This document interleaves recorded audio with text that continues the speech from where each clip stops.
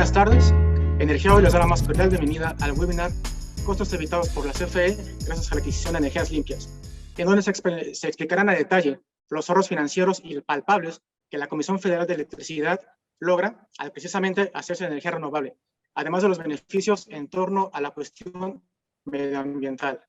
A continuación, y para profundizar en materia, presento a los panelistas y a nuestro moderador, quienes nos estarán compartiendo su expertise durante los próximos minutos. Damos la bienvenida a Francisco Barnés de Castro, socio director de Cifrados Consultores.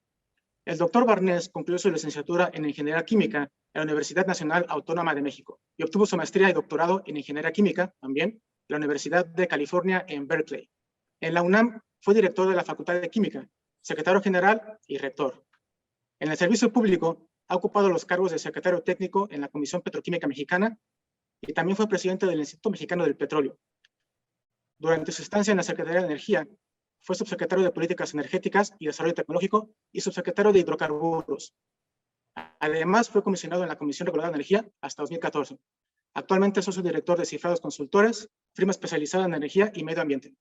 Francisco Barnés, bienvenido.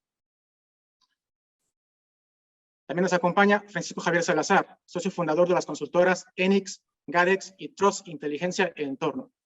Tiene la coordinación de la Conferencia Internacional de Reguladores, ICER, desde 2016, y es miembro del Consejo Mexicano de Asuntos Internacionales, COMEXI, desde 2017. Fue presidente del capítulo mexicano del Consejo Mundial de Energía y comisionado presidente de la CRE. En 2006 fue electo como vicepresidente de la Asociación Iberoamericana de Entidades Reguladoras de la Energía y también fue vicepresidente del Comité de Relaciones Internacionales de la Asociación Norteamericana de Reguladores. Estudió Ingeniería Química en la Universidad Autónoma de San Luis Potosí y cuenta con una maestría en Economía, con especialidad en Finanzas Públicas, así como con un diplomado en Economía de Mercados Globales. Bienvenido, Francisco Salazar. Y por último, y no menos importante, nos complace tener la presencia de Santiago Barcón Palomar, especialista en Código de Red.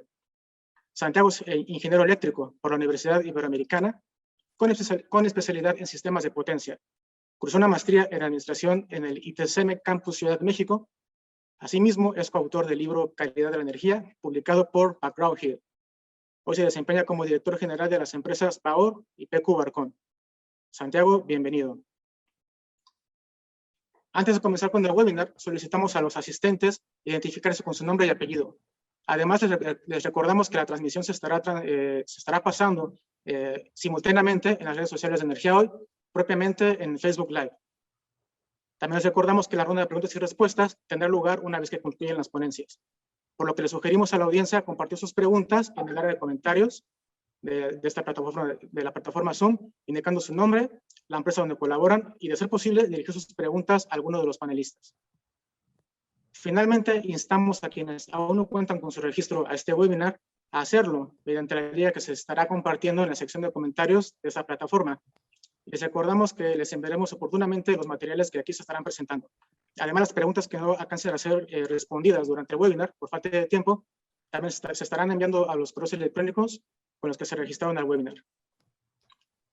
Bueno, después de esta breve introducción, solicitamos a todos los asistentes a apagar sus micrófonos para dar inicio a la exposición de nuestros panelistas. Cedo la palabra a Santiago Barcón para comenzar con la moderación de este panel. Hola, pues muchas gracias, Juan Carlos, por la introducción y un gusto estar en compañía de lo que ya llamamos internamente los Pacos, ¿no? Afortunadamente me hicieron favor de enviar el artículo Costos evitados por CFE por la adquisición de energías limpias y valor de las emisiones evitadas, que es un tratado muy interesante de 29 páginas. Edna, que es nuestra editora, me dijo, esto no lo va a leer nadie. Y bueno, pues se volvió el artículo más leído en Google Energy en español, ¿no? Entonces, la verdad es que nos dio muchísimo gusto el resultado y de ahí tuvimos esta idea de presentar el panel y pues debatir con todos nuestros lectores y las personas que están interesadas en el sector. Creo que en la medida que sigamos platicando, pues vamos a ir encontrando soluciones. Lo que no podemos es desde mi punto de vista, plantarnos en una posición y de ahí no movernos. Entonces, bueno, pues a mí me gustaría ya cederle a los ponentes el micrófono para la presentación y posteriormente estaré participando en la sesión de preguntas y respuestas y posiblemente comentarios. Todos suyos. Bueno, ¿por qué hicimos este artículo? ¿Por qué escribimos Paco y yo este artículo? Bueno, la verdad es que lo hicimos por tres razones y nos vamos a la siguiente. En primer lugar, porque algo que ha venido manifestándose por parte de la actual administración es una crítica pues fuerte hacia los esquemas regulatorios que se desarrollaron en el pasado y que tenían como propósito el impulsar las energías renovables. Y nos parecía que era relevante volver a sacar a la luz las razones por las que se impulsaron estos instrumentos regulatorios y su valor intrínseco, que nos parece que es relevante y que aflora a raíz del ejercicio que tratamos de hacer, ¿no? Que hicimos en este documento. Y bueno, justo la manera en la que tratamos de alguna manera resaltar este ejercicio fue pues haciendo una estimación por una parte de lo que eran los costos de generación que le evitaban las energías renovables a Comisión Federal de Electricidad, los costos directos, y también por otra parte los costos indirectos derivados pues de la internalización de externalidades. Creo que este es un punto fundamental que a veces se pierde en la discusión, pero las energías renovables tienen externalidades positivas que no eran reconocidas, que no son todavía plenamente reconocidas, y lo que tratamos de hacer cuando sacamos en su momento la regulación que las impulsaba era justo eso, internalizar esas externalidades positivas, porque las externalidades negativas que de alguna manera aportan las tecnologías convencionales a base de combustibles fósiles, pues no están preciadas, ¿no? La externalidad, los efectos negativos que tienen todas estas tecnologías no están incorporadas en su precio. De hecho, ahora hablaremos un poco cuál es la definición de una externalidad, pero una externalidad son todos aquellos efectos económicos que tiene el consumo de un bien o un servicio y que no son pagados directamente en su precio. Son pagados por la sociedad, pero no están incorporados en el precio por el consumo de ese bien. Entonces, ¿qué hicimos? Y la manera en la que vamos a distribuir la presentación es, yo hablaré de la primera parte, Paco hablará de la segunda parte. La primera parte tiene que ver en el análisis de los costos de generación que le evita a Comisión Federal de Electricidad el utilizar las energías renovables, estos costos directos que mencionaba hace un rato, y después Paco hablará de los costos evitados, de los costos indirectos por las emisiones que se evitan al utilizar las energías renovables. Y en esta primera parte, la manera en la que estaremos tratando de ir paso a paso a cómo hicimos este análisis es, primero, bueno, pues haré una explicación muy rápida de cómo se hizo esta estimación de los costos variables dependiendo de la tecnología. Después, cómo se comparan con las tarifas vigentes, y una cosa que es muy importante, cómo se comparan con, digamos que los incentivos que tenía el porteo verde, la estampilla que derivó de la Red 066-2010, que dio lugar a este porteo verde. Y también es importante que lo comparemos con los costos que emergieron a raíz de las subastas. Entonces, vamos comenzando, si quieren, por la parte de los costos de generación. Si ustedes quieren calcular cómo se cómo se estima la demanda térmica neta, bueno, pues vamos a la siguiente. Tenemos de alguna manera que partir primero de la eficiencia térmica de cada una de los combustibles y de las plantas. Si quieren, eso está en la siguiente lámina. Y bueno, básicamente ustedes lo que van a ver ahí es las tecnologías que analizamos, los ciclos combinados, la central de vapor, las carboeléctricas, una generación con combustión interna y las unidades de turbogás, ¿no? Entonces, tomamos unas eficiencias promedio. Las eficiencias promedio básicamente, o que tienen que ver, están más o menos vinculadas con el parque de generación de Comisión Federal de Electricidad, o incluso hay unas, no es necesariamente lo que tiene cada una de las plantas. Las nuevas plantas, los nuevos ciclos combinados tienen eficiencias superiores, pero bueno, creo que este es un valor más o menos aproximado que es representativo de lo que representa el parque de generación de Comisión Federal de Electricidad. Entonces, a partir de la eficiencia térmica, que se define con base en el poder calorífico superior de los combustibles que se utilizan, nos fuimos a estimar la demanda térmica neta, que es básicamente pues el inverso calculado con las conversiones necesarias para tener una relación de energía o de la energía medida por una parte como energía térmica y energía eléctrica en el denominador, y tomando en cuenta pues la relación entre el poder calorífico superior y el poder calorífico inferior de los combustibles.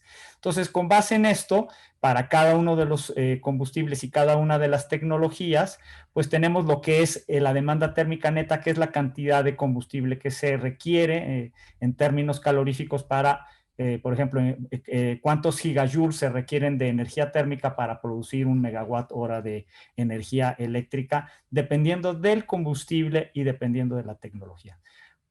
Con base en estas tablas, con base en estos datos y con base en los precios de los combustibles, produjimos básicamente lo que ven ustedes en la siguiente lámina. La siguiente lámina es un concentrado de básicamente esa información más los costos de operación y mantenimiento para cada una de estas tecnologías y combustibles. Entonces, lo que ustedes ven aquí es simple y sencillamente ordenamos de manera creciente para cada tecnología y cada combustible lo que es el costo evitado, que es básicamente, insisto, a partir de la demanda de energía, lo que hicimos es multiplicarlo por el precio del combustible por gigajoule, y entonces, bueno, esto nos da el costo en dólares por megawatt hora con la demanda energética que teníamos, y básicamente a esto le sumamos también los costos de operación y mantenimiento. Estos costos de operación y mantenimiento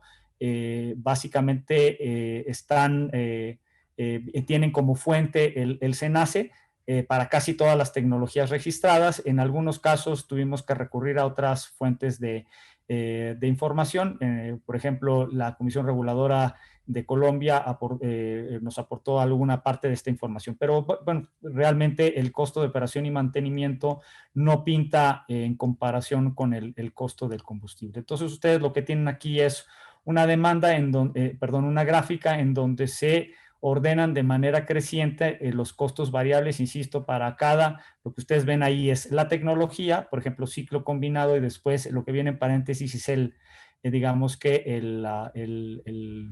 en todo caso, el combustible que se utiliza. Cuando dice, por ejemplo, N, eso quiere decir que es carbón nacional, o por ejemplo la I es carbón importado. La C quiere decir que es una carboeléctrica con carbón nacional y carbón importado. Ahí están básicamente, insisto, ordenados los costos, y ustedes pueden ver, como era de esperarse, que los costos variables de las centrales con gas son los más bajos, sobre todo el ciclo combinado, aunque pues una carboeléctrica es competitiva con una central de vapor que utiliza gas natural. Después, obviamente, tenemos pues las máquinas las centrales de vapor o de combustión interna que utilizan el combustorio, y finalmente pues un ciclo combinado que consumiera diésel, como es el caso en Yucatán, en la península de Yucatán, o las turbogás de diésel, que es el caso también, por ejemplo, en Baja California Sur. Entonces, básicamente lo que tienen aquí es, digamos que en orden creciente, los costos variables por tecnología y combustible. Si nos pasamos a la siguiente, la comparación que hicimos de estos costos con las tarifas, en este caso de gran demanda en media tensión horaria, y lo que hicimos fue una comparación para, digamos, tres zonas que nos parecen representativas del país. El Bajío, que es la gráfica más de la izquierda, la mayor, la más grande, y después también hicimos la comparación con Yucatán y también con Baja California Sur, que también es importante tener la comparación para ver cómo se ve.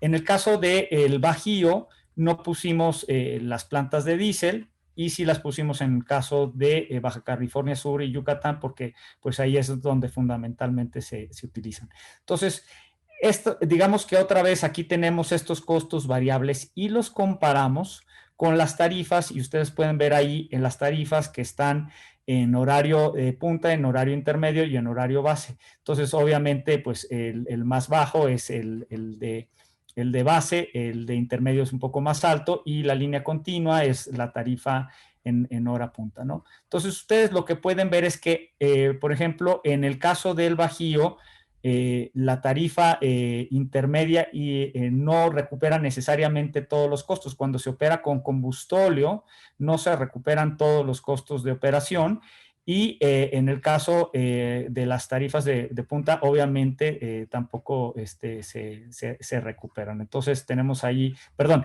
en el caso de las tarifas de puntas es cuando no se recuperan. En cambio, en Baja California Sur, bueno, pues ahí ustedes ven que efectivamente, y en Yucatán, o sea, en el caso de Yucatán es incluso extremo, porque ustedes pueden ver que muchas veces apenitas se recuperan los costos con combustóleo, y con diésel pues definitivamente no se recuperan los costos, las tarifas no recuperan los costos. Y en el caso de Baja California Sur, cuando se opera con diésel pues no se recuperan los costos de las tarifas. Entonces, bueno, pues esto es importante tomarlo en cuenta, porque pues es evidente que no todas las tarifas están recuperando los costos de Comisión Federal de Electricidad. Si nos vamos a la siguiente, entonces lo que van a ver ustedes ahora es, porque esta es una comparación, digamos, que directamente con lo que está ocurriendo, con las tarifas. Y aquí vale la pena hacer referencia a algo que muchas veces no se menciona en este debate. Las tarifas existentes, las tarifas vigentes, son tarifas provisionales, no son tarifas que respondan a un análisis de costos eficientes.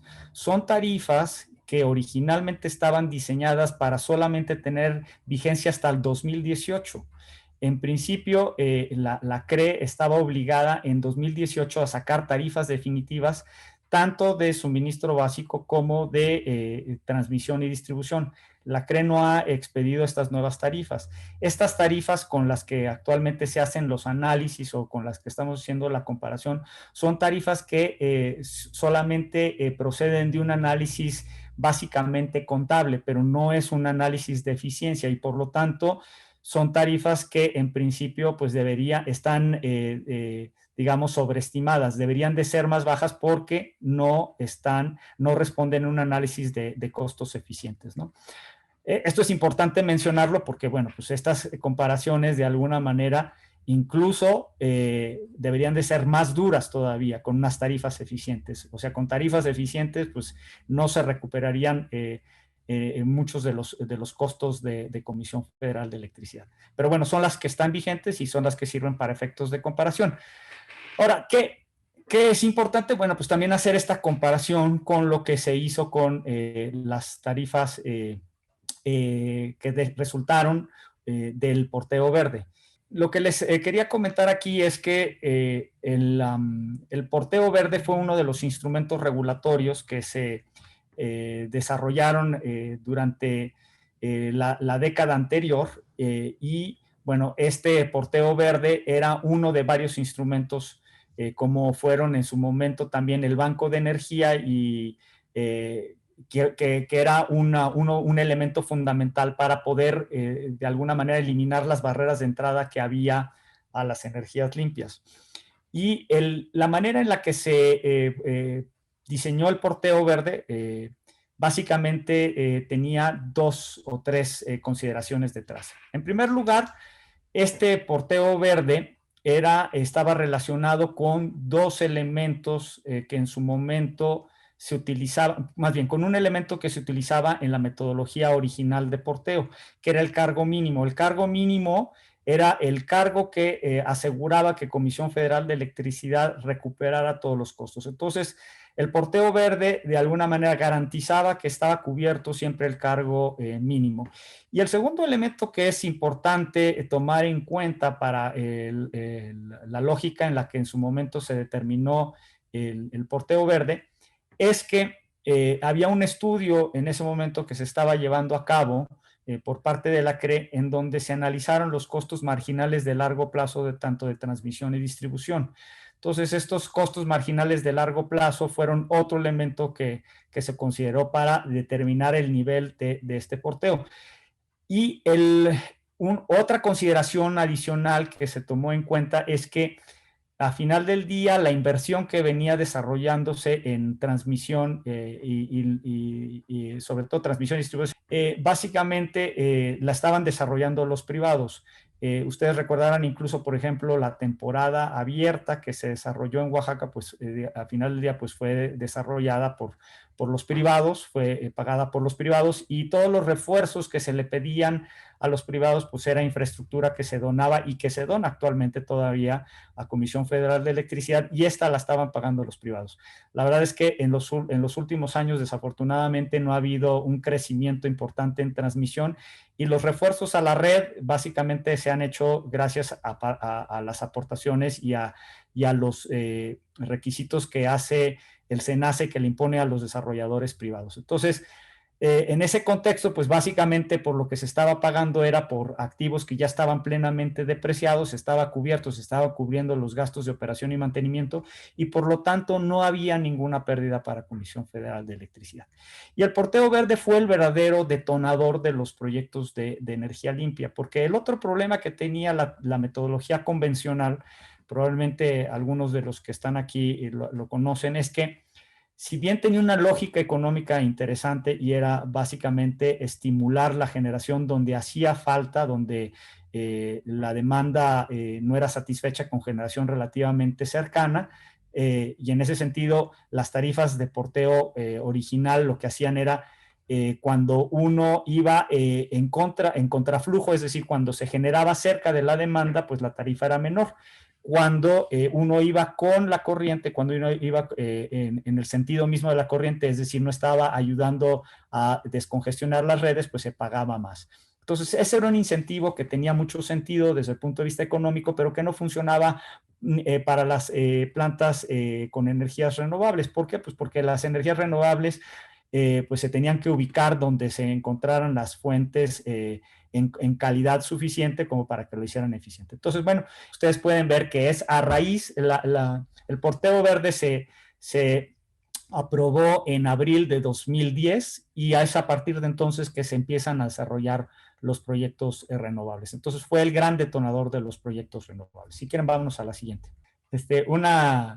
Una comparación, básicamente ustedes lo que ven aquí es, hicimos una estimación de la diferencia entre la tarifa que estaba en el porteo verde y la tarifa que se determinó con la 893, la RES 893-2020, que por cierto está suspendida para los, digamos que los desarrolladores que se acogieron al juicio de amparo. Pero finalmente, bueno, pues aquí se puede hacer una estimación de cuánto consiste esta diferencia. Y entonces, digamos que, por ejemplo, en alta tensión la diferencia es de $10 por megawatt hora, en media tensión es de 9.89 y en baja tensión es de 37. Otra vez, aquí es importante señalar que esta no es necesariamente una comparación válida porque las tarifas convencionales son tarifas que no están respaldadas en ningún estudio de costos eficientes.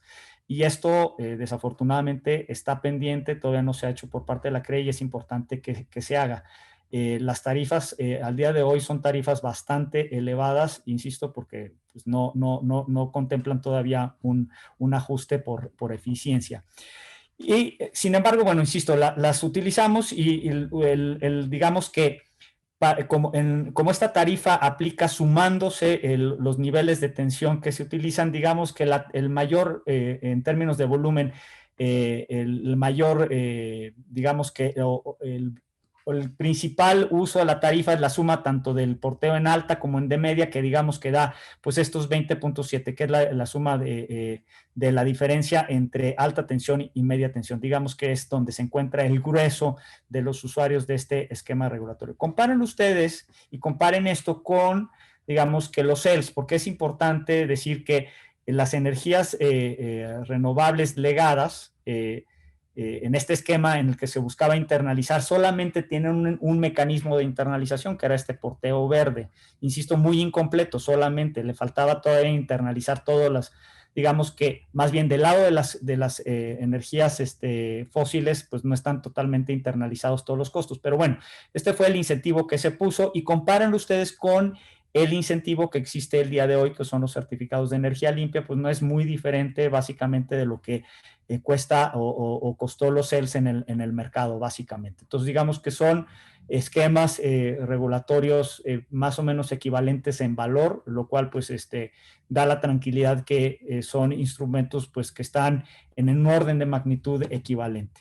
Entonces, si nos vamos ahora, en la siguiente lámina, ya lo que hicimos es justo ahora comparar con el ahorro que se tiene por parte de Comisión Federal de Electricidad y la diferencia, por ejemplo, con la tarifa, ¿no? Con la tarifa, con estas diferencias. Y ustedes pueden ver que en el caso de la tarifa de base, por ejemplo, en el caso de, por ejemplo, del Bajío, bueno, pues ahí sí llega a haber en algún caso un ahorro, incluso para Comisión Federal de Electricidad, cuando se está generando con estos proyectos. Es decir, y déjenme, digo algo que es muy importante porque va a la historia de cómo se aprobó este porteo verde.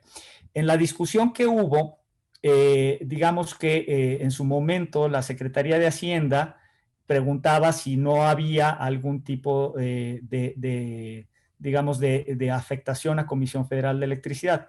Y la verdad es que lo que se demostró es que en realidad Comisión Federal de Electricidad tenía un ahorro por la entrada en operación de estos proyectos, porque las tarifas marginales, las tarifas del horario o cuando tenían que utilizar a las centrales de combustóleo, no permitían recuperar la inversión. Es decir, Comisión Federal de Electricidad perdía dinero por la operación de sus centrales a base de combustóleo, cuando tenía que utilizarlas para satisfacer la demanda.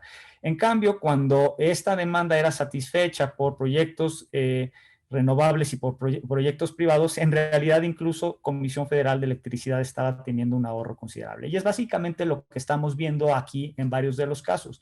Este ahorro, si bien se puede ver en el caso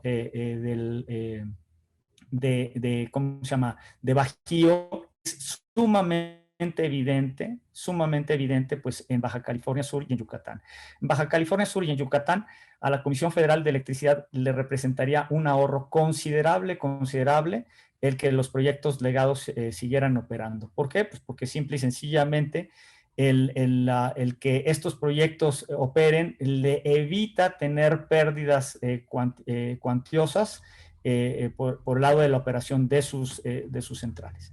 Entonces, vámonos a la siguiente. Ahora lo que hicimos después, esta fue la comparación que hicimos con lo del pasado. Lo que hicimos después fue comparar también con los costos que teníamos de las subastas que se desarrollaron, las tres primeras subastas que se desarrollaron a partir de la reforma a la ley, o más bien de la reforma energética y de la expedición de la ley de la industria eléctrica.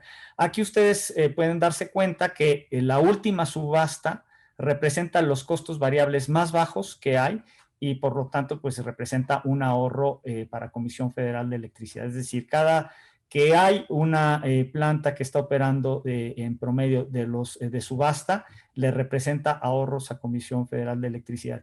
Y aún así, las de la segunda y la primera subasta, de todas maneras, son bastante competitivos y definitivamente representan ahorros en comparación, por ejemplo, con la operación de centrales carboeléctricas con carbón importado o con combustible, y no se diga con diésel. Entonces, básicamente, este es un resumen de lo que está ahí contenido en el análisis. Y si les parece, vámonos ahora con la parte que va a explicar Paco en relación con los costos indirectos. Gracias, Paco. Hasta ahora lo que hemos presentado son los costos reales en que incurre la Comisión Federal de Electricidad, calculados con los costos de combustibles en la fecha en que lo tomamos de referencia. Y les recuerdo que estos costos son los costos nacionales promedio que publica la Secretaría de Energía mensualmente en uno de sus publicaciones mensuales, en donde se van actualizando mes a mes los costos promedio de venta nacional de los diferentes combustibles expresados en dólares por megawatt. Estos costos, quiero decir que son los costos en el punto de venta en promedio y por tanto están subestimando los costos reales en que incurre la Comisión Federal de Electricidad cuando tiene que adquirir un combustible líquido como el diésel o sobre todo el combustóleo, porque no incluye los costos de transporte de la refinería o del punto de venta a la central eléctrica, más los costos de almacenamiento, y particularmente el combustóleo es un combustible que es caro de transportar. Carbone sí está tomado el costo de las subastas directas que hizo la Comisión Federal de Electricidad, las dos últimas subastas, la subasta nacional y la última subasta internacional para proveer de carbón a Petacalco, y eso sí es costo puesto en planta. Entonces, esto quiere decir que los costos reales marginales o de generación de centrales eléctricas con combustible están subestimados, porque más están calculados en un momento en que los precios de los combustibles líquidos estaban bajos en el mercado internacional. Hoy son significativamente más altos. De diciembre a la fecha, que entiendo que estos, me parece, los costos de los combustibles líquidos estaban referidos en la consulta que hicimos a las publicaciones de CENER, eran de alrededor de finales de año. A la fecha de hoy los combustibles líquidos han subido mucho más que el gas natural y por supuesto que el carbón.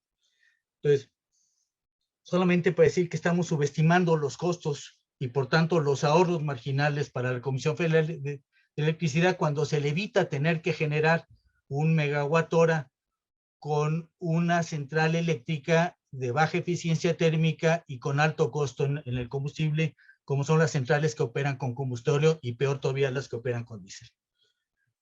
Pero estos son costos directos. Y todos sabemos que los combustibles líquidos, particularmente aquellos que son con mayor contenido de azufre o con mayor relación de carbón, tienen impactos serios a la atmósfera, al medio ambiente y a la salud, que no están siendo tomados en cuenta con los costos de mercado y por tanto con los costos reales que está incurriendo la Comisión Federal de Electricidad. La sociedad en su conjunto paga costos mucho más elevados por los impactos que tiene sobre salud y medio ambiente el uso de estos combustibles fósiles, que se representa en costos de corrosión, en costos de contaminación ambiental y por tanto en costos a la salud. ¿Cómo podemos estimar estos costos? Pues hay varias metodologías para estimar estos costos. Una es meterle un costo directo a cada una de las posibles afectaciones. Y aquí hay un estimado que cambia radicalmente con los criterios con que se determinan cuáles son las afectaciones, cómo se determinaron, cómo se estimaron, etcétera, etcétera. Hay otra que es más sencilla, es mucho más sencilla, es cuáles son los costos evitados de esta tonelada. Y esos costos evitados vienen de dos posibles fuentes. Una es, fijo un costo, un castigo a la emisión de toneladas de CO2 a la atmósfera para evitar la contaminación de gases de efecto invernadero, como es una de las propuestas a nivel mundial que se ha discutido mucho. Y le fijo un costo a la tonelada de CO2 que quiero evitar que se tire a la atmósfera para dar el incentivo económico al generador que invierta en evitar estas emisiones. Y la otra es dejar libremente el juego de mercado del costo de las emisiones evitadas y poner medidas estrictas de metas de emisiones que tienen que cumplir todos los generadores o todos los emisores importantes. Estas metas se van reduciendo gradualmente. A los emisores se les dan derechos de emisión y se deja en el libre juego al que va más allá en lograr las emisiones porque le resulta más fácil, tiene derecho de vender esas emisiones en el mercado, para el que le cuesta más caro evitarlas, le resulte más económico comprarle las emisiones evitadas al que tuvo las impresiones más bajas en un mercado en lugar de hacer las impresiones el mismo. Esto es un sistema mucho más eficiente y es el que se ha puesto en la práctica en 2 ocasiones de una manera importante y con un gran éxito. En el caso de emisiones de CO2, cuando Estados Unidos en los 80s impuso una meta de emisiones de óxido de azufre a la atmósfera, la Unión Europea ha impuesto hace unos cuantos años un mercado recientemente de emisiones de CO2 o de CO2 equivalente a la atmósfera, y por tanto tenemos 2 parámetros de emisión de cuánto cuestan estas toneladas en un mercado eficiente, en una economía grande, de gran escala, como es Estados Unidos, para reducir las emisiones de sulfuro de CO2, o el mercado europeo para evitar las emisiones de CO2. ¿Qué es lo que hicimos? Primero que nada es calcular, y este es un cálculo, no es una estimación, es conocidas las eficiencias térmicas de los combustibles y las características de los combustibles, es muy fácil determinar por megawatt hora de generación cuánto es lo que emite en toneladas de CO2 o en toneladas de CO2 a la atmósfera una central eléctrica con una eficiencia determinada y que está utilizando un combustible determinado. En el caso de CO2, pues es simplemente por las características del contenido de carbón que tiene el combustible y su poder calorífico. En el caso de CO2 está dado por las limitaciones que imponen las normas de la cantidad de azufre máximo que puede o que está recibiendo, o el promedio con el que están yéndose al mercado los combustibles que están siendo utilizados en el país. Entonces, en el caso de CO2, está claro que mientras mayor sea la eficiencia térmica de la central, emite menos gases de efecto invernadero, menos emisiones de CO2, y en igualdad de condiciones se emiten más toneladas de CO2 cuando utilizamos gas natural, menos emisiones cuando utilizamos gas natural, más cuando utilizamos diésel, después combustóleo y finalmente carbón. Y se nota claramente cuando las graficamos de menor a mayor, por colores se distingue, las azules son las centrales que operan con gas natural y las que están más a la derecha son las de menor eficiencia térmica que requieren más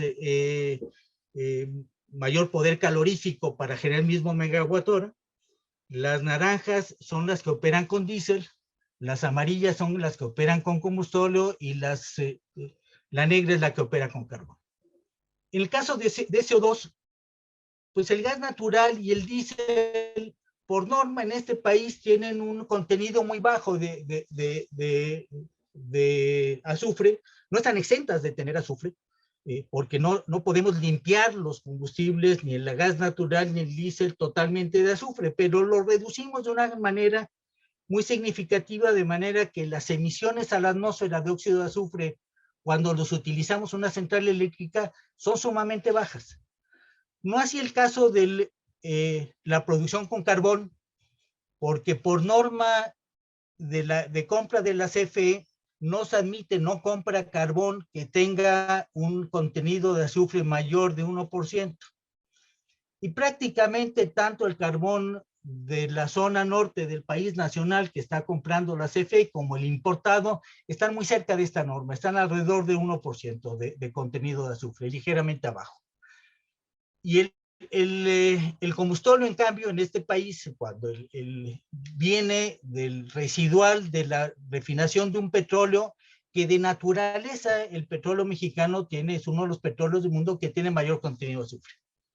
De manera que este residual que se va a la producción del combustóleo llega a las refinerías sale de las refinerías con un contenido de cerca de 4% en peso de azufre, y esto es lo que determina que tengas emisiones mucho más altas de óxidos de azufre y tengas un impacto a la salud mucho más alto por las emisiones directas, o sea, el impacto directo e indirecto de los óxidos de azufre a la atmósfera.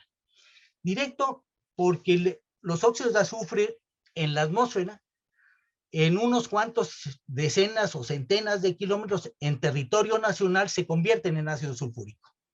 Y caen de dos formas, o como lluvia ácida sobre el territorio nacional, o como partículas finas de sulfato de amonio que respiramos, que acidifica el ambiente y que respiramos los que estamos en zonas urbanas.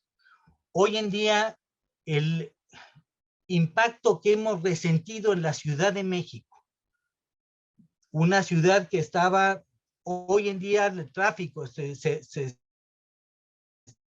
regresando cerca de la normalidad, pero el año pasado el tráfico estaba prácticamente paralizado porque la gente estaba en cuarentena y las calles estaban desiertas en gran medida, el tráfico se había bajado y sin embargo teníamos niveles de contaminación ambiental significativamente más altos de los que habíamos tenido en los años anteriores.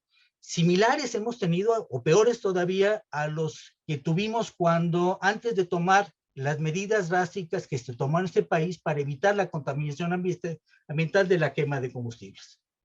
Y esto se debe fundamentalmente al uso del combustóleo en las centrales eléctricas que están cercanas a la Ciudad de México, particularmente a la central eléctrica de Tula.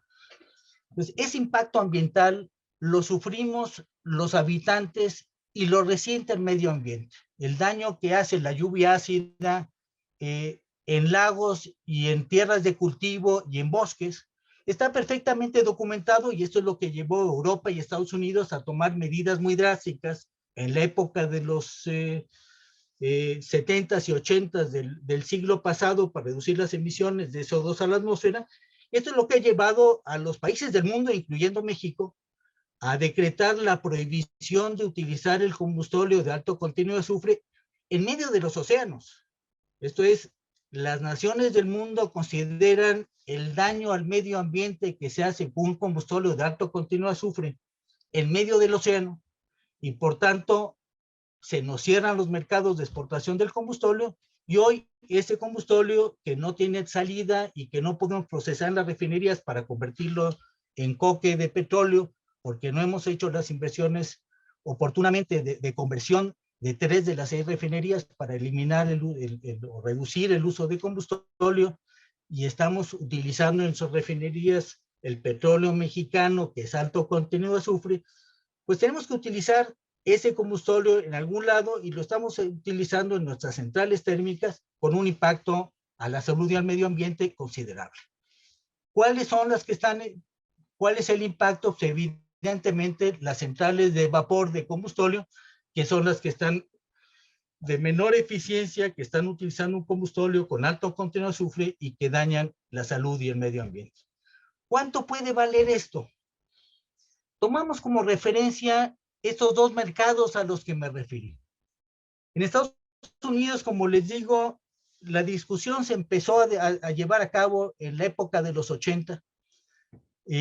Al final de los 80 se tomó la decisión de empezar a establecer un mercado de emisiones de SO2 a la atmósfera para forzar a las centrales eléctricas que estaban operando, que operan con carbón, porque ya prácticamente ninguna en Estados Unidos opera con combustóleo, y a los otros emisores importantes de óxido de azufre a la atmósfera, a reducir gradualmente sus emisiones, y lo que hicieron fue un mercado de esta naturaleza.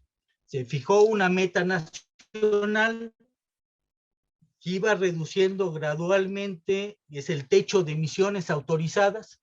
Se hace una distribución de los derechos de emisiones a cada uno de los generadores con criterios técnicos, y se va obligando a que cada uno de ellos tenga dos opciones: o invierte en su planta para reducir o capturar las emisiones que van a la atmósfera, o invierte para cambiar de combustible y utilizar un combustible que no tenga azufre o que tenga un menor contenido de azufre, o le paga a la central que sí hizo las inversiones, que logró reducir el nivel de emisiones por debajo del nivel que tenía autorizado, y esos derechos de emisión que le sobraron los vende en un mercado de certificados o de derechos de emisión.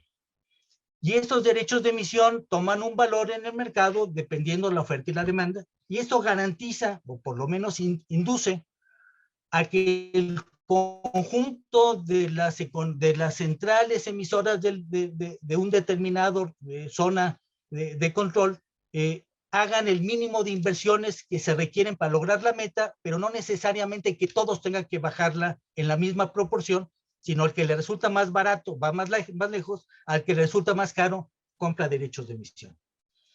¿Qué le ocurrió cuando el mercado tenía una mayor liquidez, cuando empezó a funcionar y fue más efectivo y más eficiente? Fue en todo el periodo del 94 al 2004.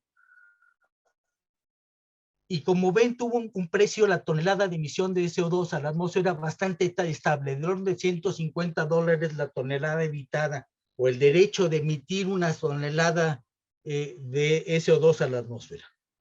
Se hicieron algunos cambios, ajustes, se aceleró la salida de la meta, se incrementó el precio y llegó un pico en el 2006, y después ya se fue reduciendo y mitigando porque ya habían alcanzado en Estados Unidos las metas que estaban planteando, y finalmente le dieron salida y cerraron el programa porque ya el problema de emisiones de CO2 en Estados Unidos es muchísimo más bajo que el que tenían hace 30 años cuando empezó esto.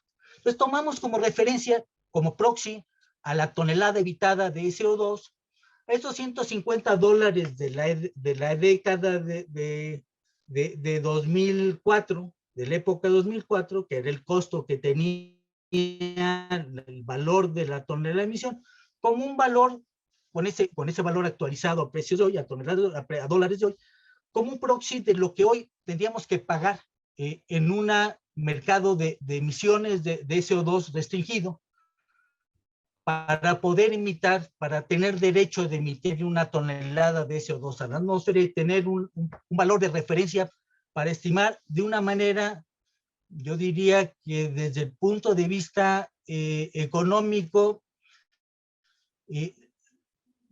sería de la forma más eficiente y más barata que tendría que incurrir un emisor de México si el país tomara la decisión de poner un sistema de mercado de emisiones en lugar de obligar a las plantas a cumplir con el criterio de toneladas de emisión a la atmósfera de una norma que no estamos cumpliendo, y mucho menos cuando utilizamos combustible de alto contenido de azufre, que estamos incumpliendo y nos estamos saltando. Entonces, en lugar de forzar a las centrales eléctricas que van de salida, que son viejas, que son ineficientes, que van de salida en tarde o temprano, a gastar hoy en día en poner un sistema de control de emisiones que le va a salir caro y que le va a quitar competitividad a la CFE, tendría mucho más sentido meter un mercado de emisiones evitadas, y un proxy de ese valor de que te podría tener el mercado, pues es tomar el caso más cercano que tuvimos y que tuvo un gran éxito. Y lo mismo está ocurriendo con el mercado de emisiones de CO2 a la atmósfera. Aquí hay un error en la gráfica, debía decir mercado de derechos de emisión de CO2 de la Unión Europea. Como ven, el mercado de emisiones de CO2 que empezó en 2010, empezó antes de 2019, aquí están graficadas los promedios mensuales que ha asumido el valor de la tonelada de derecho de emisión de una tonelada de CO2 a la atmósfera en el mercado europeo, que se mantuvo del orden de 25, 30 dólares la tonelada de CO2 a la atmósfera. En el último año se ha disparado. Hoy en día creo que volvió al orden de unos 45 dólares, pero llegó hace un par de meses a estar en más de 50 dólares el derecho de emitir, comprar en el mercado el derecho de emitir una tonelada de CO2 a una empresa que está emitiendo por debajo de los niveles que está autorizado y tiene derecho a vender en el mercado esa tonelada evitada a alguien que quiere evitar la inversión en equipo o en modificación de su sistema o en cambio de combustibles, le resulta más barato comprar esa tonelada en el mercado. Entonces, estos dos valores son los que tomamos como proxy para determinar cuánto cuesta al país la tonelada de CO2 o de SO2 que están emitiendo a la atmósfera las centrales eléctricas que están operando con combustibles fósiles en este momento en el país. Y esto lo podemos ver en la gráfica siguiente. Aquí tenemos el valor de las emisiones evitadas. Esto es, si las centrales eléctricas las pusiéramos a competir para reducir y cumplir las metas que nos hemos impuesto de compromisos internacionales para bajar las emisiones de CO2 por esta vía, o limitar como nos lo habíamos impuesto a través de normas y no lo hemos cumplido, las emisiones de CO2 a la atmósfera a través de un mercado de emisiones. Este es el valor que tendría esas toneladas, es el derecho de emisión si hubiéramos adquirido ese derecho en mercados líquidos y muy eficientes y muy competitivos. Otra vez estamos subestimando el valor real de las emisiones en un mercado menos eficiente o donde se le impone el requisito planta por planta de reducir las emisiones de la misma manera. Para una central de ciclo combinado operando con gas natural con eficiencia de 51%, pues el valor de las emisiones evitadas de CO2 en un mercado líquido anda por los $13, mientras que por una planta carboeléctrica que opera con carbón nacional, que tiene una eficiencia térmica menor que el carbón importado y por tanto requiere mayor toneladas de carbón para tener la misma cantidad de energía y por tanto necesita lleva un contenido mayor de azufre, pues estamos hablando de $33 la tonelada. En un mercado muy eficiente, si queremos reducir una tonelada, o sea, las toneladas que emite un megawatt hora de una central, esto es lo que le costaría, lo menos que le costaría al país. Si impusiéramos un criterio de cumplir las metas a las que nos hemos dado, por esta vía. Si lo hacemos por otra vía, los costos son significativamente más altos. Una primera conclusión es que estos costos son muy similares al precio de la megawatt hora, al dólar, al precio del certificado de energía limpia que otorgamos a una central eléctrica nueva que opera con energía limpia, que andaba entre 15 y $25, como decíamos antes, cuando se estaba negociando en el mercado. Entonces, como ven, el mercado de certificados de energía limpia que impusimos en el país tiene un efecto similar de evitar las emisiones de un megawatt hora a un costo más reducido que el irnos a un mercado de emisiones de CO2 o de CO2 para una central eléctrica de carbón o por una central eléctrica de vapor que opera con combustóleo, que cuesta por lo menos $30 a $35. Y el incentivo que dimos al porteo verde de las centrales legadas de descuento en las tarifas de transmisión y en media y alta tensión, que es el caso más frecuente en la gran mayoría de las centrales legadas, inyectan en media tensión o en alta tensión y se entrega a la mayor parte de los usuarios en media tensión en un sitio remoto que tiene que pasar por la línea alta tensión de todas maneras, donde el descuento, como vimos, hoy en día contra una tarifa alta de referencia de transmisión que autorizó la Comisión Regular de Energía, pues también anda por los $20. Nos sale más barato evitar las emisiones que nos hemos impuesto la obligación de evitar de óxido de azufre y de gases de efecto invernadero por la vía de los descuentos a la transmisión de los contratos legados o de los certificados de energía limpia, que si nos incorporamos a un mercado muy eficiente de emisiones evitadas de óxido de azufre y de CO2.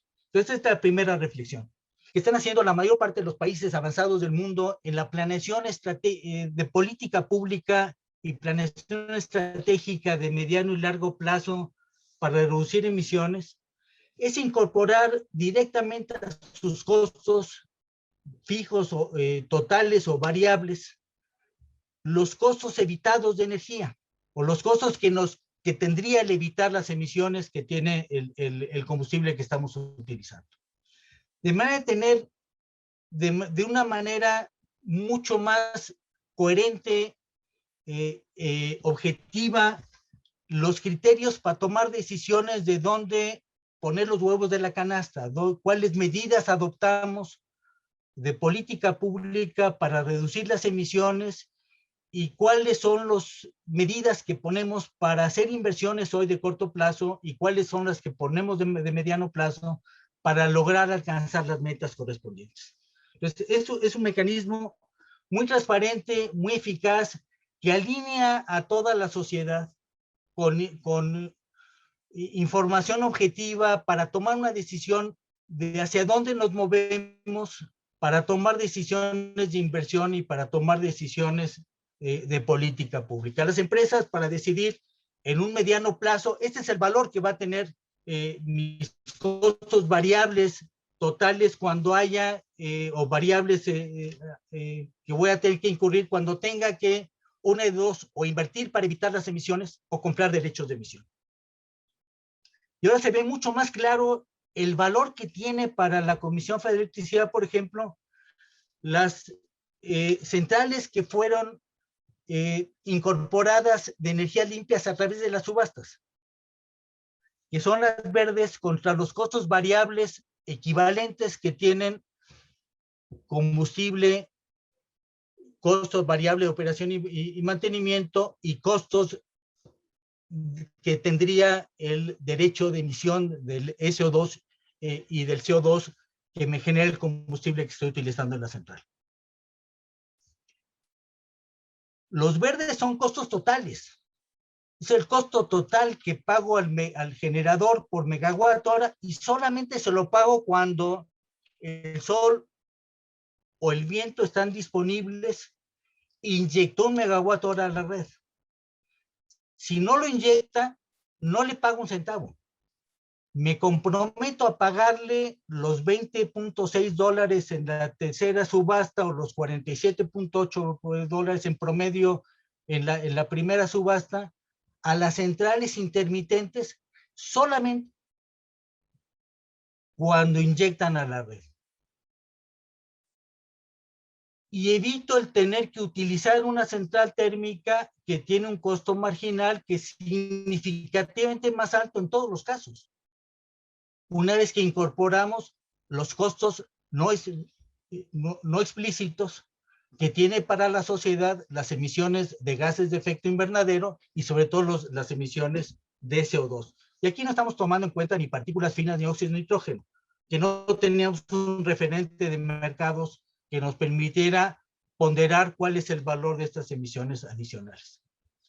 Nuevamente, los valores de la megawatt que pago a las centrales limpias que entran por subasta son costos que están fijos en el contrato y que se mueven únicamente en los términos que el contrato que elaboró la Comisión Federal de Electricidad le permite para actualizar los costos con respecto a inflación. Y nada más. Son costos absolutamente predeterminados. Mientras que los costos variables que tenemos de las centrales están basadas en el precio de referencia que teníamos a finales del año, cuando la energía en el mundo, y por tanto en México, estaba en precios por debajo de lo que eran históricos y por debajo, muy por debajo de lo que estamos pagando hoy en día. Les recuerdo que a finales del año pasado, el barril de petróleo de exportación de México andaba por los $30 y hoy está arriba de los $60. O sea, de ese tamaño es el cambio que estamos, la distorsión que hoy tenemos, porque estamos subestimando del valor de las emisiones evitadas del combustible. Ya no digamos de las toneladas evitadas de óxido de azufre y de CO2, que sabemos que estamos haciendo un daño grave e irreversible con un combustible que el mundo entero, insisto, el mundo entero, incluyendo México, se pusieron de acuerdo para no quemarlo en medio del mar. Hoy lo estamos quemando en las zonas habitadas y algunas muy cerca de las zonas densamente pobladas del país. Pues es evidente, desde mi punto de vista, solamente con los costos evitados a la CFE, el valor que están aportando las energías renovables. Pero mucho más evidente cuando estamos viendo en el mediano plazo cómo incorporamos un estimado del valor de estas emisiones a la atmósfera que estamos comprometidos ya por ley o por norma a evitar y que no lo estamos haciendo porque no estamos avanzando al ritmo que nos habíamos comprometido.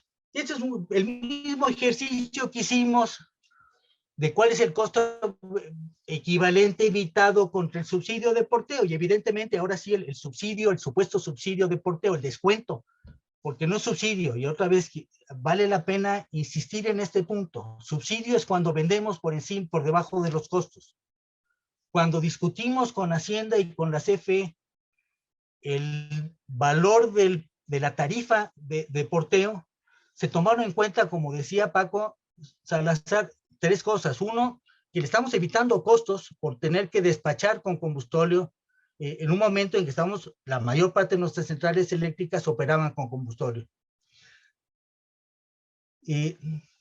Segundo, es que estábamos evitando tener que poner, difiriendo el tener que pedirle a la Comisión Federal de Electricidad o evitando tener que pedirle que pusiera lavadores de gases, que fue una de las decisiones que se había tomado inicialmente, y se prefirió de evitar el incurrir en inversiones en centrales obsoletas porque se pensaba que iba más de salir del combustóleo de alto contenido de azufre para ser desplazado por gas natural. Y tercero, que es importante, o cuarto, había dos elementos más. Uno, que las tarifas de estampilla postal pagaban los costos adicionales en que incurría la CFE por admitir en sus líneas de transmisión o de distribución el megawatt hora adicional que estaban generando las centrales limpias. Y cuarto, que es muy importante, la forma en que se calculaban antes las tarifas de porteo, antes de la entrada en vigor de la reforma de la ley de industria eléctrica y las reformas en el régimen tarifario, que hoy prevalece, que es de estampilla postal también. Antes se pagaba porteo en las sociedades de autoabasto como si el electrón realmente viajara físicamente del punto de generación al punto de consumo. Esto es una central eléctrica eólica que generaba un electrón o megawatt hora en el istmo de Tehuantepec y se lo entregaba a un usuario en Chihuahua, en Monterrey, pagaba porteo como si ese megawatt hora efectivamente viajara por cada una de las líneas de transmisión que llegan desde Oaxaca hasta Chihuahua, hasta Monterrey. Cuando no es así. El megawatt hora generado en la zona del istmo se disipa y se utiliza en la zona del istmo, y el que está siendo utilizado, el que está siendo recibido en Monterrey o en Chihuahua, está siendo generado por una central mucho más cercana, y no estamos impactando las líneas de transmisión como si realmente lo recorriera, pero le estamos cobrando como si realmente lo recorriera.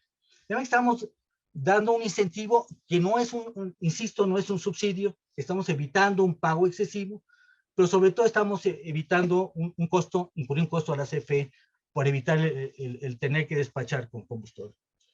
Esto lo insisto porque este descuento que se está dando con respecto a las tarifas de ahora, que nuevamente no son tarifas eficientes. Las tarifas de porteo, de transmisión y distribución que tenemos autorizadas en México son mucho más altas que otros países, otros mercados similares a los nuestros, simplemente porque fueron un reconocimiento de costos incurridos, más que una definición de costos de porteo eficientes en un sistema eléctrico nacional.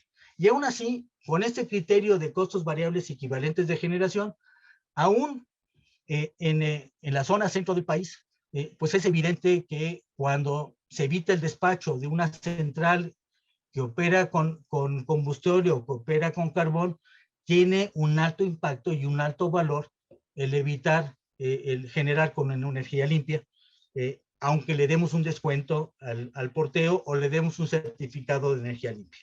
Y quisiera cerrar con analizando el caso de Petacalco. Es una de las varias centrales que hoy en día están operando con combustóleo.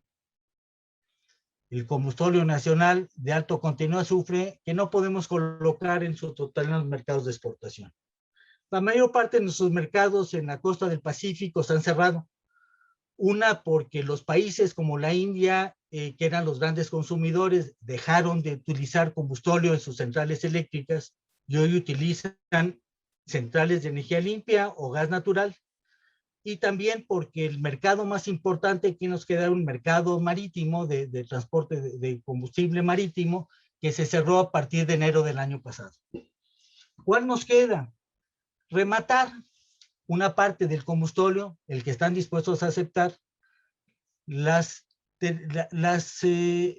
refinerías del sur de Texas que nos compran nuestro combustóleo, lo mezclan con el petróleo maya que estamos vendiéndole y con el petróleo ligero que le sobra en Estados Unidos. Y por supuesto nos pagan un precio bastante más castigado que el crudo maya porque le aporta menos valor a la refinería. Nos cuesta el transporte de ese combustóleo para llevarlo a la refinería, que nos cuesta más caro llevarlo que llevar un barril de petróleo. Y estamos compitiendo además contra nuestro mercado natural de petróleo maya. Y la otra parte le estamos forzando a la CFE a que lo utilice. ¿Y dónde lo está utilizando? En la refinería de Tula, prácticamente operando a capacidad. Se está utilizando, entiendo, en un par de las centrales viejas que tiene Manzanillo, se está utilizando, entiendo, también en Mazatlán, pero sobre todo se tomó la decisión de dejar de utilizar carbón en Petacalco, que está diseñada para utilizar carbón importado. Tiene la posibilidad de utilizar combustóleo, de quemar combustóleo en situaciones de emergencia o en época de costos muy altos de carbón, pero por temporadas cortas. La central no está diseñada para quemar combustible, está diseñada para quemar carbón. Tan es así que la última central, la más eficiente, la séptima central, que tiene supercrítica y que tiene una eficiencia significativamente más alta que las otras 6, no está ni siquiera adaptada para quemar combustible. Dejamos de utilizar carbón, dejamos de suministrar carbón a la planta y las 6 unidades están operando con combustible como se ve en esta fotografía. Es una fotografía de hace un par de meses o 3 meses, donde se ven las chimeneas de 2 en 2 pegadas de las 6 unidades viejas de 350 megawatts cada una, y se ve la más nueva, la de 670 megawatts, mucho más eficiente que las anteriores, apagada porque no tiene carbón. ¿Cuál es el costo para el país físico para CFE? ¿Cuál es el costo que tiene para CFE? Solamente la diferencia del valor del combustóleo en refinería, no en Petacalco. Petacalco nos cuesta más caro porque hay que llevarlo. El valor del combustóleo en refinería reportado por la Secretaría de Energía contra el valor de las últimas subastas de CFE, que le salió un poco más cara que las anteriores. Esa diferencia representa $2.2 millones diarios que estamos quemando en las calderas de la refinería, de la termoeléctrica de Petacalco. Posiblemente porque no sabemos qué hacer con el combustible. Pérdidas anuales con el factor de planta típico de esta central, no con el 100% de eficiencia, con el factor promedio que ha tenido en los últimos años, son 800 millones de dólares al año que estamos quemando los billete verde en las calderas, que es el costo de un ciclo combinado moderno de 1.200 megawatts, con eficiencia de 60% en ISO. Eso es lo que estamos quemando todos los años de manera anual en este momento en Petacalco por estar utilizando. Es el costo directo. ¿Cuál es el costo indirecto a la sociedad? Una emisión de 950 toneladas al día de CO2 a la atmósfera, que en el aire, con la humedad de la atmósfera, se convierte en 1.200 toneladas al día de ácido sulfúrico. Esa es la producción de una planta industrial mediana. La producción de una planta industrial mediana de sulfúrico lo estamos tirando a través de las 6 chimeneas a la atmósfera y se deposita como ácido sulfúrico o como sulfato de amonio, partículas muy finas de sulfato de amonio que respiramos todos, que contaminan suelos, que contaminan cultivos, que contaminan bosques, que contaminan los lagos y que dañan al hombre. 1.200 toneladas al año de ácido sulfúrico. Pero no solo eso, el combustóleo que tenemos en México, con cerca de 4% de azufre, tiene vanadio.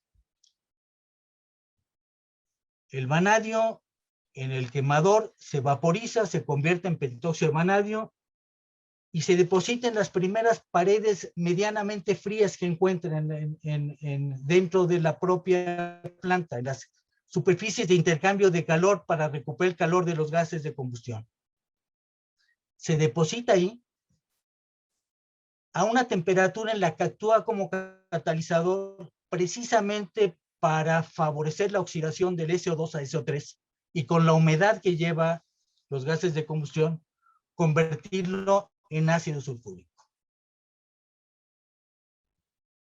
Estas centrales deben estar generando entre 10 y 20 toneladas al día de ácido sulfúrico en el interior de la central, corroyendo los tubos de intercambio de calor, que no están diseñados para operar en esas condiciones, y por tanto corroyendo de manera acelerada y destruyendo la capacidad de recuperación de calor de estas centrales eléctricas en la forma que estamos operando. Pues, además de las cifras de los costos que mencionamos, hay que agregarle el deterioro acelerado en que está incurriendo Petacalco por estar utilizando un combustible para el que no está diseñado. Se diseñó, se le agregaron la posibilidad de inyectarle combustible a los quemadores para poder operar con combustible mientras se instalaban las líneas de carbón y para poder operar con combustible cuando los barcos por alguna razón no entregaran el combustible, el carbón a tiempo, pero no para operar de manera permanente, como si están diseñadas las viejas centrales térmicas que operan con combustible, que sí se corroen, pero de una manera mucho menos acelerada que lo que está ocurriendo hoy en la joya de la corona de las carboeléctricas del país, en la única que debe estar operando por varios años más de manera competitiva. En conclusión, y aquí quisiera ya resumir, las energías limpias que adquirió la CFE a través de las 3 primeras subastas le representaban y le siguen representando un ahorro sustancial respecto a los costos variables en que debería incurrir para despachar en su lugar alguna de las centrales térmicas independientemente de los combustibles con que estos operan. Entonces, los costos totales que pagamos por megawatt hora, que incluyen la energía y el certificado de energía limpia, nos cuestan mucho menos que el costo del megawatt hora que generamos con una central térmica, particularmente es una central térmica que opera con combustible o con carbón. Las energías generadas por centrales de autoabastecimiento con permiso de interconexión legado generó un ahorro a CFE cuando para atender esta demanda hubiera tenido que despachar una central térmica cuyo costo variable es mayor a la de tarifa vigente. Esto ocurría con mucho mayor frecuencia en el centro del país cuando operamos con mucho más centrales de combustible de lo que operamos ahora. Ahora en el centro del país es marginal o menos frecuente este ahorro. En la provincia de Yucatán, que no tenemos suficiente gas, y las centrales que marginan son centrales de ciclo combinado que opera con diésel o centrales que operan con combustible. Y en la península de Baja California Sur, digo, en la zona de Baja California Sur, en la península, en la zona aislada, donde no hay más que combustible y diésel como combustibles para generar electricidad, el ahorro sigue siendo significativo. El evitarle por una sociedad de autoabasto generar 1 megawatt hora adicional con un combustible fósil le sigue representando un ahorro a CFE, aunque pierda el cliente.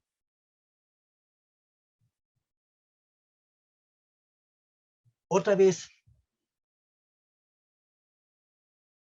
tercero, los descuentos que se dieron en las tarifas de porteo en las centrales de gas que conservan todavía, gracias a los amparos que fueron autorizados, tienen un valor equivalente al que tiene el certificado de energía limpia, al que tenían derecho a recibir si se pasan, se salen de los contratos legados y se incorporan con un permiso de generación con las reglas actuales del mercado.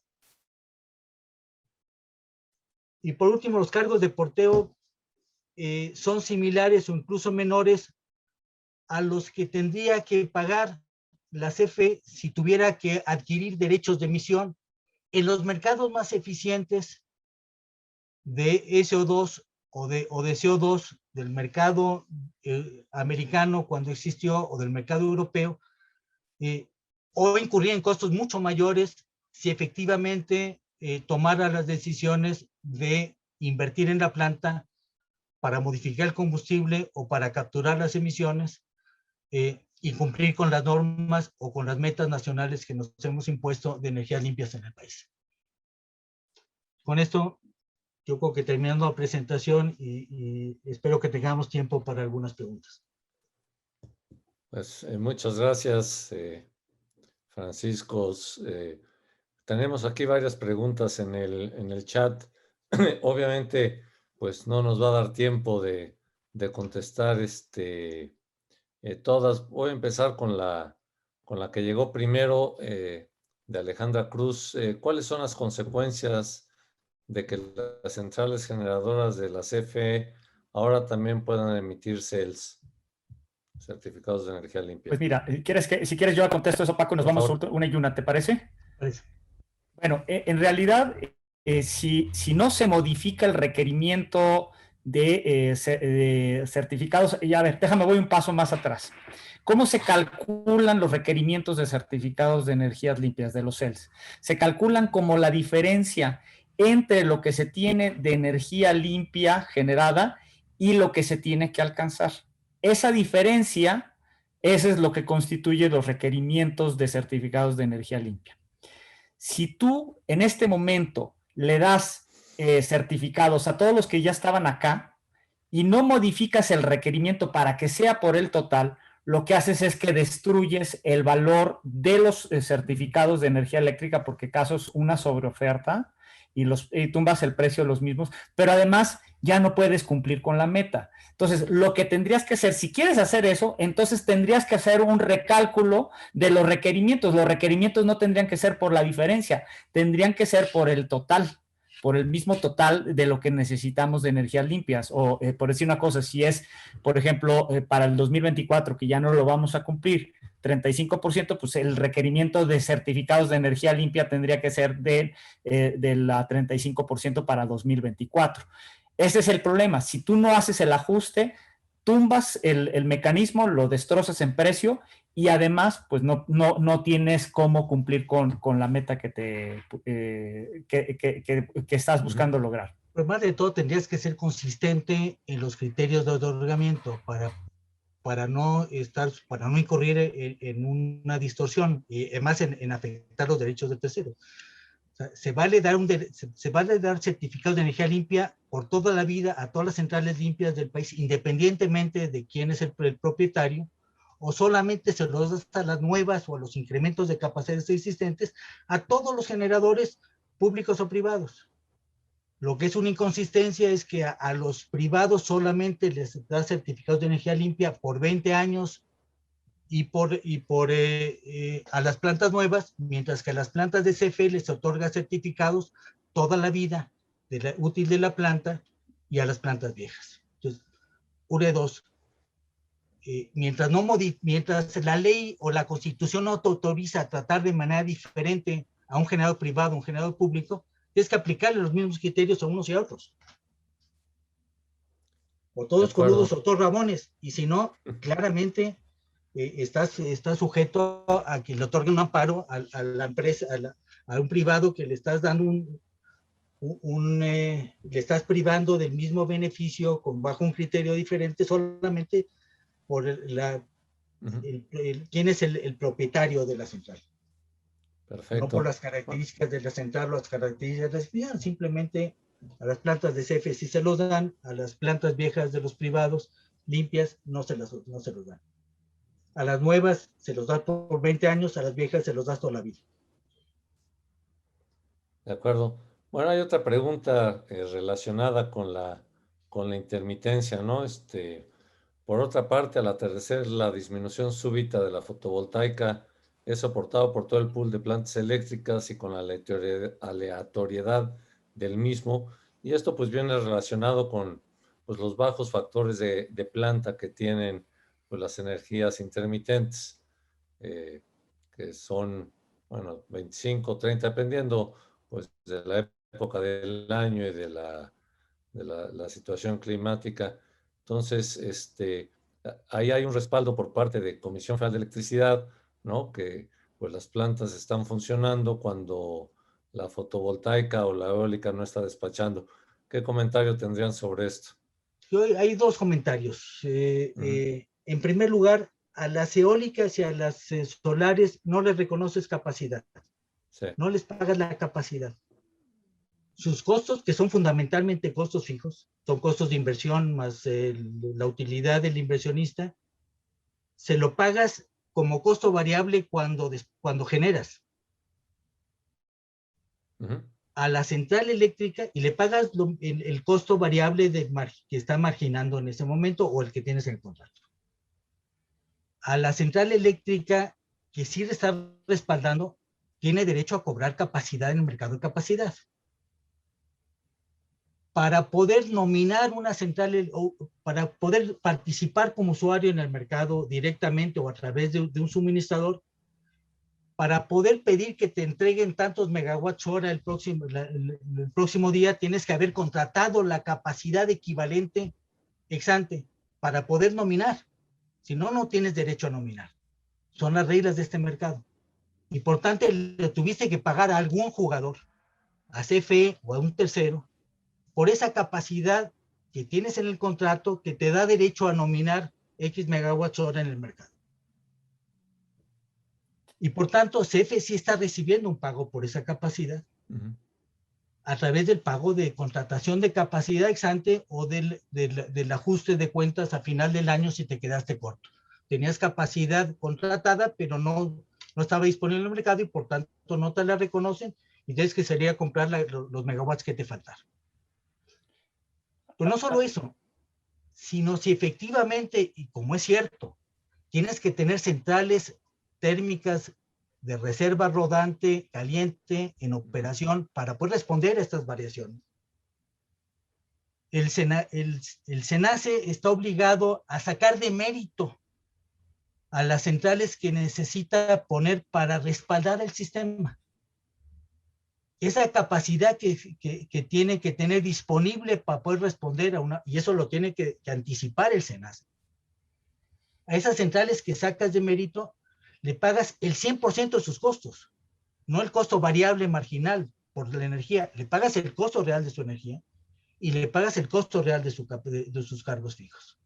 Solamente por la capacidad que necesitas tener disponible para responder ante las variables que puedas tener, las variaciones, o porque no sopló el sol, o porque una central salió de operación intempestivamente, o porque un usuario grandote encendió sus hornos y te dio un jalón de corriente. Sí tienes que tener capacidad disponible, rodante, y esa la tienes que...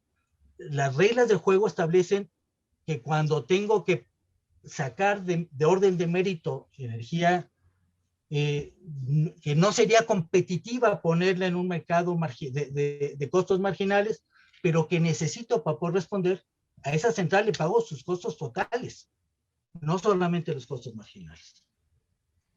Yo allí agregaría algo, Paco, porque me parece importante. Algo que está establecido en el funcionamiento del nuevo mercado es que los suministradores tienen que contar con contratos de capacidad. Es decir, Sí. esto, se tiene que pagar la capacidad. La capacidad es algo que incluso la CRE tiene que revisar que esté contratada por parte de los suministradores. Es exante. Entonces tú tienes que pagar por eso. Pero además, y lo pagas después, los desbalances los pagas en el mercado de capacidad. Pero además hay otra cosa que decir que me parece relevante. Cuando esas plantas están operando, cuando se habla del respaldo, y es que, por ejemplo, dicen, es que, ¿sabes qué? Una planta eólica o fotovoltaica pasó la nube o no hubo viento y entonces, por lo tanto, ahí no generó y entonces tiene que entrar una planta, por ejemplo, una central de vapor o tiene que, o tiene que entrar una planta de altos costos. Si está incluso debajo de la demanda que se requiere satisfacer, le van a pagar la energía. También te pagan la energía en ese caso. Entonces, en realidad no son servicios gratuitos, son servicios por los que recibes un pago. O sea, nadie está prestando gratuitamente esos servicios se pagan. Es importante enfatizar eso, esos servicios se pagan. Okay. Están reconocidos. Bueno, hay una pregunta que la voy a juntar porque habla de, bueno, si es posible lograr los acuerdos globales de sustentabilidad si no cambiamos, que va de la mano de que, pues, ¿qué hacemos con el combustible que nos sobra? ¿Qué aplicación podemos darle? ¿O qué soluciones se ven? La respuesta al primero es muy sencilla, no. No. Hoy ya, con el freno de inversiones en CFE y los privados, ya no alcanzamos las metas que nos comprometimos a nivel internacional. Pero las metas que nos comprometimos a nivel internacional para el 24 están establecidas en la ley de transición energética. Es un mandato de ley que se dio al Congreso de la Unión y que evidentemente no vamos a poder cumplir. ¿Qué podemos hacer con el combustóleo? Hay medidas prácticas de corto y de largo plazo. De mediano plazo y de largo plazo, pues es reconfigurar nuestras refinerías, como esta administración ya se dio cuenta y lo empezamos a hacer con Tula, que la reconfiguración de Tula había sido suspendida para poner la coquizadora y ya nos dimos cuenta que es indispensable tenerla y ya se dio instrucciones de reiniciar el proyecto que estaba parado. Necesitamos hacer lo mismo con Salamanca y con Salina Cruz, que las estamos operando con una mezcla de combustibles, con un 80% de combustible ligero y un 20% de combustible pesado, que ya ni siquiera es malla, es una mezcla de malla, es una mezcla sintética de malla que tiene componentes pesados y componentes ligeros para dar la misma, el mismo API, pero que no cumple en una destilación, en una refinería, no se comporta igual. ¿Qué podemos hacer en el corto plazo para resolver el problema? Pues en las refinerías que no tienen capacidad de convertir el residual en coque de petróleo y evitar la producción de combustible, lo que vamos a hacer es cargarles la mezcla de petróleo para el cual fueron diseñadas, que es un combustible ligero, que parte un petróleo ligero, que parte lo tenemos todavía produciendo una cantidad mucho más pequeña que antes, y parte podría ser importado y exportar crudo maya, que tendría mucho más sentido. Es mucho más barato importar el barril de petróleo ligero y exportar nuestro crudo maya, que sigue teniendo un valor alto, en lugar de empeñarnos en meterle un combustible pesado a la refinería, a Tula y a Salamanca y a Salina Cruz, como lo estamos haciendo. Ese combustible exportarlo a la refinería americana, una parte y otra quemarla de mala manera en México, e importar el coque de petróleo para, como estamos haciendo, que producen esas refinerías para que lo utilicen nuestras plantas cementeras del país. Tenía mucho más sentido llegar a un acuerdo con la industria cementera para que vuelva a utilizar combustóleo en lugar de coque importado en esa refinería que está generando el coque con nuestro crudo maya y con nuestro residual que no alcanzamos a quemar en México como combustóleo. Volver a quemar combustóleo requiere un acuerdo de precio, de incentivos, pero ¿qué gana Pemex? Se evita el tener que fletar un combustóleo que cuesta carísimo por ferrocarril hasta el punto de consumo en la refinería tejana o en la planta de Petacalco, y venderlo en planta. Y las plantas cementeras se ahorrarían el transporte del coque de petróleo que tienen que traer. Si hay una diferencia, se llega a un acuerdo comercial que le resulte conveniente a Pemex y a las cementeras. Eso es mucho más económico, mucho más barato y mucho menos contaminante que estar forzando el uso de este combustóleo que no sabemos qué hacer con él en las termoeléctricas mexicanas y estar rematando de mala manera a precios castigados parte de ese combustóleo para venderlo a las refinerías tejanas, desplazando nuestro propio combustóleo en el mercado. Pero tiene otra ventaja si utilizamos otra posibilidad mucho más sencilla es con ese petróleo ligero.